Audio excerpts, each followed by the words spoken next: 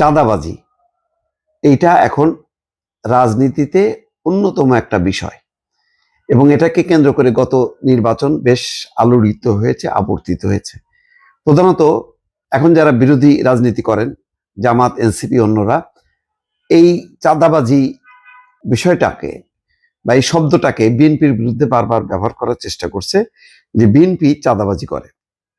বিশেষ করে নাসিরুদ্দিন পাটোয়ারি তো মোটামুটি সবুজবাগ এই অঞ্চলে মির্জা আব্বাসের বিরুদ্ধে এটা সাংঘাতিক রকম ভাবে ব্যবহার করছে, যদিও নির্বাচন আচরণ বিধি মধ্যে এই ধরনের প্রচার চলে না, কিন্তু চলেছে ব্যাপকভাবে। আজকে একটা খবর দেখলাম যে তোর ব্যবসা বাণিজ্য ভালো চলছে, 50 লাখ টাকা চাঁদা দিতে হবে।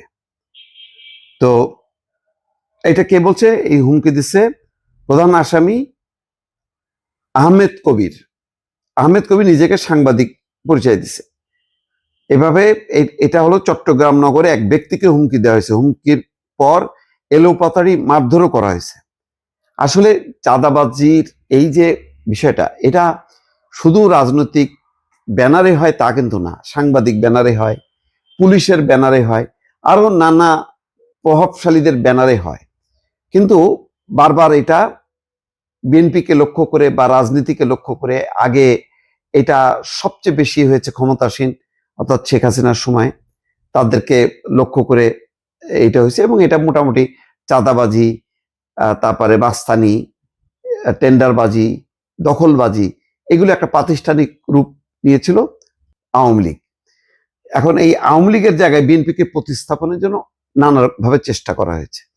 তো এই কারণে সরকার প্রথম দিন থেকেই এটার ব্যাপারে সোচ্চার, যে কোথাও অভিযোগ হওয়ার সাথে সাথে তারা এটার ব্যাপারে ব্যবস্থা নেবে। কোনো মন্ত্রী, কোনো এমপি হটলাইন চালু করেছে। তারা বলেছে যে কোথাও চাঁদাবাজি, দুর্নীতি, দখলবাজি, টেন্ডারবাজি এগুলি খবর পাওয়ার সাথে সাথে যাতে হটলাইনে কেউ জানায়, ফোন করে জানায় এবং অ্যাকশন নেবে।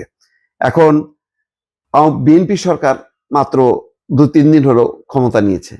এখন নানাভাবে এটা ভোল পাল্টাতে থাকবে।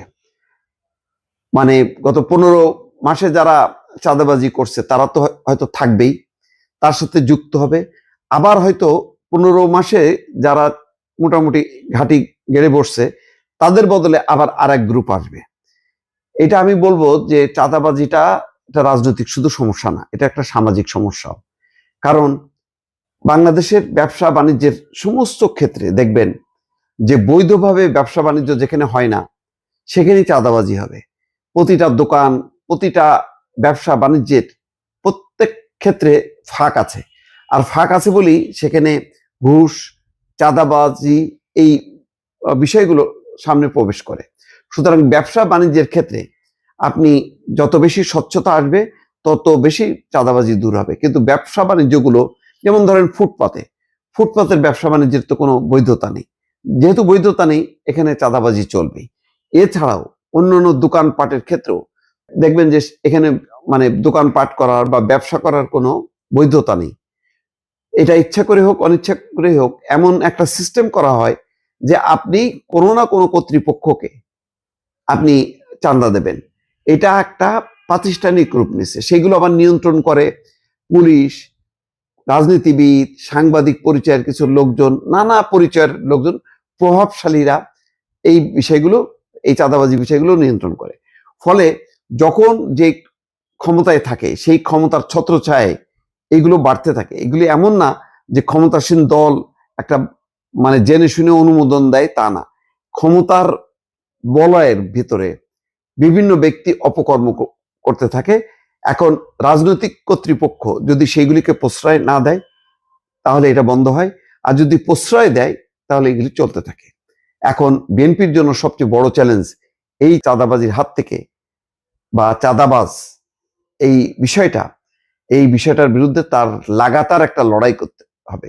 এটা একদিনে নির্মূল হবে না, 2 দিনে নির্মূল হবে না। এটা লাগাতার একটা লড়াই, সংগ্রাম এবং অভিযানের মধ্য দিয়ে বিএনপি তার স্বচ্ছতার প্রমাণের জন্য তাকে প্রতিনিয়ত ব্যতিব্যস্ত থাকতে হবে। দর্শক।